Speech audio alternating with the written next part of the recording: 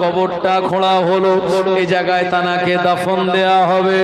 ও নবীর উম্মত উম্মাতানিরা, আল্লাহর ওলি এমন করে মুজাদ্দিদুজ জামানের নौ সাহেবজাদা যিনি হলেন নौ হুজুর পীর কেবলা রাহমাতুল্লাহ আলাইহি মাদারজাদ আল্লাহর ওলি ছিলেন। হুজুর তিনি বলেছিলেন আমার আব্বা জানের কবরের হালাতটা কি হয়, আমি নौ হুজুর আমার আব্বা জানের কবরের হালাত আমি কাশফুল কুবুর সবক আমাল করে দেখতে চাই। ও জনেরা যুবকেরা, মেদিনীপুর আল্লাহর ওলি পীর আল্লামা সৈয়দ আহমদুল্লাহ সাহেব রাহমাতুল্লাহ আলাইহি মুজাদ্দিদে জামানের তিনিও একজন খলিফা। মেজলা হুজুর দাদা হুজুরের মাজারের সামনে যে ছোট্ট একটা কামরা আছে, এই জায়গাতে শেষ বয়সে থাকতেন। ওই কামরায় মেদিনীপুরের আল্লাহর ওলি পীর আল্লামা সৈয়দ আহমদুল্লাহ সাহেব রাহমাতুল্লাহ আলাইহি এ ঘরের ভিতরে তিনি কাশফুল কবর সবকের ভিতরে বসে গেলেন। নौ হুজুর রাহমাতুল্লাহ আলাইহি মুজাদ্দিদে জামানকে দাফন কাফন হয়ে যাওয়ার পর তানার মাজারের মাথার দিকে বসে রইলেন।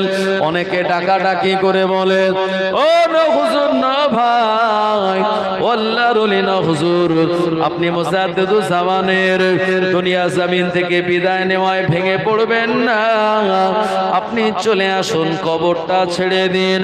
আল্লাহ পাকের ডাকে সাড়া দিয়ে সবাইকে বিদায় নিতে হবে।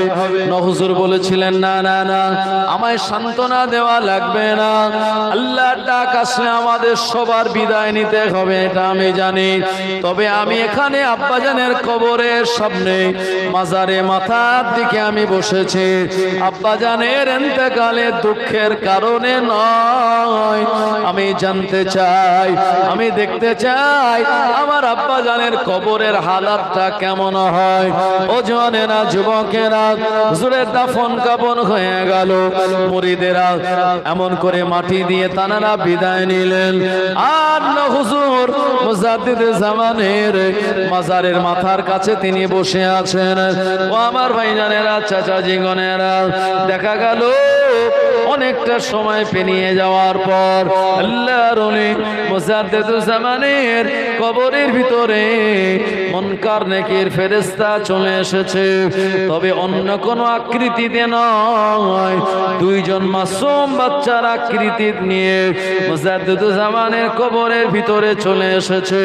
সওয়াল করবে, মান রব্বুকা ও মান দীনুকা, আল্লাহর নবীকে দেখিয়ে প্রশ্ন করে বলবে, মা কুনতা তাকুলু ফি হাযার রাজুল।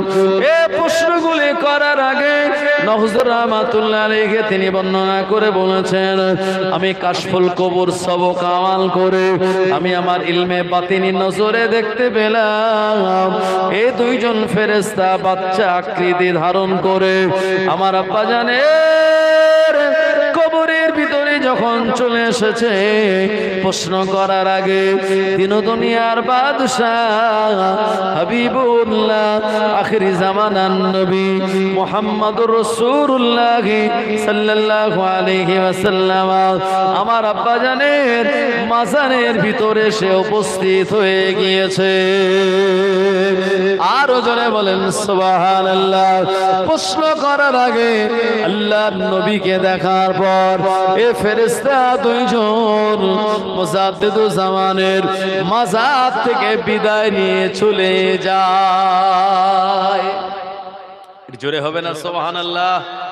সেই জীবন তানারা গঠন করেছিলেন, প্রশ্ন করার আগে আল্লাহর নবী তানার মাজার এসে হাজির, সেই মহাব্বত নবী পাকের সঙ্গে রেখেছিলেন, তারপরে তো এসেছে।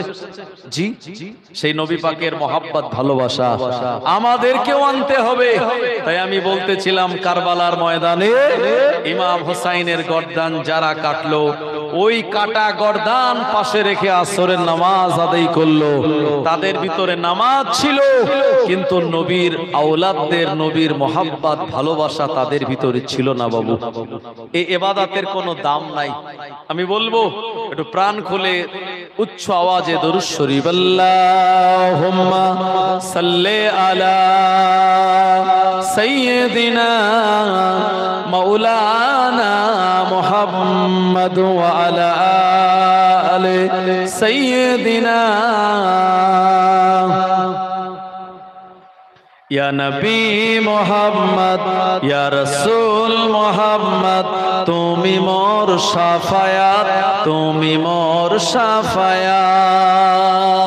জোরে বলেন না সুবহানাল্লাহ। আমরা জান্নাতে যাব দুটো কারণে, একটা হলো আল্লাহর দয়া লাগবে আর নবীজির সুপারিশ লাগবে। এই দুটো কারণ ছাড়া আমরা কোনোভাবেই জান্নাতে যেতে পারবো না। হাদিসে এসেছে কিয়ামতের দিন এক বান্দা উঠে বলবে, আল্লাহ আপনার দয়া নবীর সুপারিশ আমার লাগবে না। বলো কি? বললে হে আল্লাহ আমার লাগবে না, সারা জীবন যা আপনি নেকির কাজ করেছি, আমি ইবাদত বান্দেগি করেছি, দান খায়রাত করেছি, নামাজ পড়েছি, রোজা রেখেছি, তাহাজ্জুদ, আওয়াবিন, চাষ্ট, ইশরাক, যা আমাল করেছি, আপনার দয়া নবীর সুপারিশ ছাড়াই আমার ইবাদতের কারণে আমি জান্নাতে যেতে পারবো। আল্লাহ বলবেন দাঁড়াও, দাঁড়িয়ে যাও ওখানে। ফেরেশতাদের আল্লাহ বলবেন মিজান নিয়ে আসো, পাল্লা। মিজান মানে হলো পাল্লা, পাল্লা নিয়ে আসো। আল্লাহ বলবেন তোমাকে অনেক নেয়ামত দিয়েছিলাম, দেখার জন্য দুটো চোখ দিয়েছি, শোনার জন্য দুটো কান দিয়েছিলাম, স্বাদ নেওয়ার জন্য জিহ্বা দিয়েছিলাম, চলার জন্য পা দিয়েছিলাম, ঠান্ডা গরম এটা অনুভব করার জন্য স্কিন দিয়েছিলাম, শ্বাস প্রশ্বাস নেওয়ার জন্য নাক দিয়েছিলাম, বুদ্ধি বিবেক খাটানোর জন্য ব্রেন দিয়েছিলাম। দুটো নেয়ামত, সব নেয়ামতের হিসাব দেওয়া লাগবে না। আমি যে তোমায় দুটো চোখ দিয়েছিলাম, এই চোখ সমপরিমাণ ইবাদত তুমি করতে পেরেছো কি? একটু ওজন করা হবে। এক পাল্লায় ওই বান্দার দুটো চোখ চাপিয়ে দেয়া হবে, আর এক পাল্লায় তার নামাজ, রোজা, কালেমা, হজ, যাকাত, দান, খায়রাত, তাসবিহ, তাহলিল সব চাপিয়ে দেয়া হবে। দেখা যাবে তার সারা জীবনের ওই আমলের পাল্লাটা হালকা হয়ে যাবে। আল্লাহর দেওয়া দুটো নিয়ামতের চোখের পাল্লাটা ভারী হয়ে যাবে। জোরে বলুন। বান্দা তখন কেঁদে নাচার হয়ে যাবে, আল্লাহ আপনার দয়া ছাড়া জান্নাতে যেতে পারবো না। আমার ভাইজানেরা, বৈজ্ঞানিকরা চেষ্টা করে একটা চোখ বানাতে পেরেছে। জি, যাদের চোখ কেটে যায়, তুলে নেওয়া হয়, নষ্ট হয়, ওখানে আরেকটা নকল পাথরের চোখ লাগিয়ে দেয়, ফাইবারের চোখ লাগিয়ে দেয়।